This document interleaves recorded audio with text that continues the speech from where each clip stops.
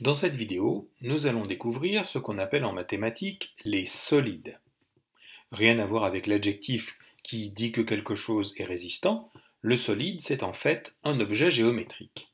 Alors, ce qu'on appelle un solide, c'est précisément un objet géométrique qui possède plusieurs faces. En voici un exemple, un autre exemple, un autre exemple, encore un exemple. Chaque objet géométrique qui possède plusieurs faces est appelé un solide. Quelles sont les différentes parties qu'on peut identifier sur un solide? Sur ce cube, on distingue des faces, ce sont ici des faces carrées. On distingue des arêtes, ce sont tous les points de jonction entre les faces. Et on distingue des sommets, qui sont des points de jonction entre les arêtes.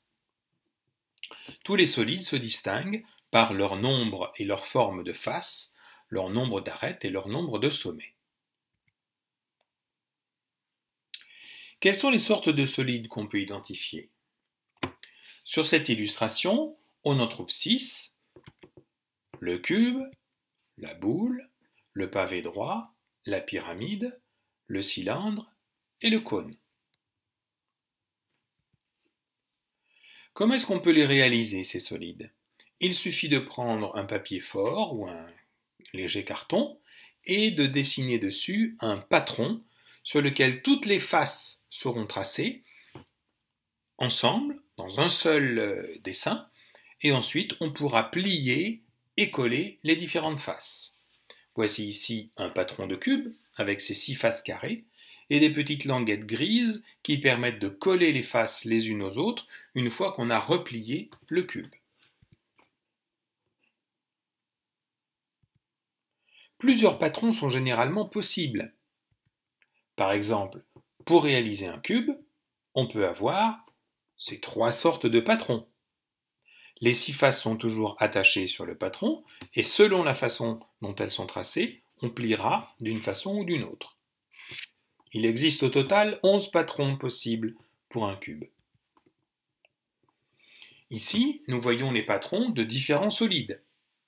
Tout d'abord, le premier ici est le patron d'un cylindre qui comporte 2 faces qui sont des disques et une face rectangulaire qui sera courbe, qui se collera sur toute la circonférence du disque.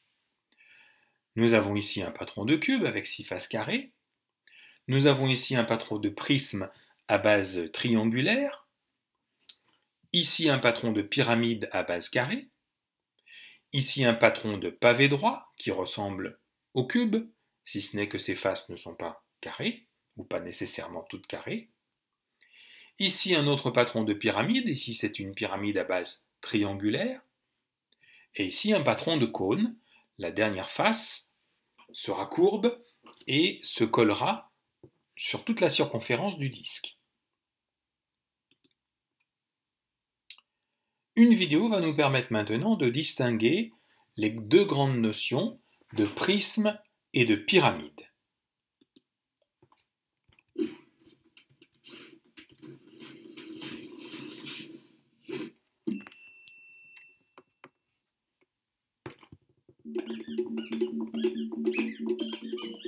Oh là là, les solides, va falloir vous trier.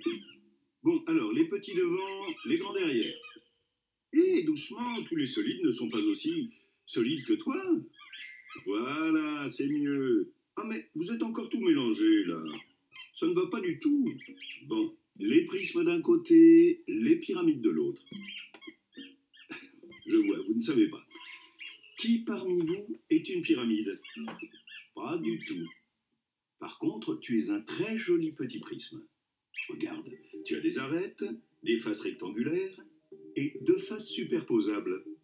Bravo, tu es magnifique. Et il y a des prismes de toutes les formes. Alors que la pyramide, elle, est très différente. Tiens, toi, par exemple. Oui, toi, celle qui ressemble à une pyramide égyptienne. Toi aussi, tu as des arêtes, des sommets. Une face qui peut être de la forme de n'importe quel polygone. Et toutes les autres faces sont des triangles. Facile, non? Prismes et pyramides peuvent être dessinés ou mis à plat. En résumé, Un prisme a deux faces qui sont des polygones superposables. Toutes ces autres faces sont des rectangles. Alors qu'une pyramide a une face qui est un polygone. Toutes ces autres faces sont des triangles. Alors les solides, vous avez compris? Les pyramides d'un côté et les prismes de l'autre maintenant. C'est bien, bravo, vous êtes formidable. Et toi, tu ne sais pas où te ranger? Regarde, tu as deux bases superposables et toutes tes autres faces sont des rectangles. Donc, tu es un prisme. Ah là là, les solides, c'est du costaud.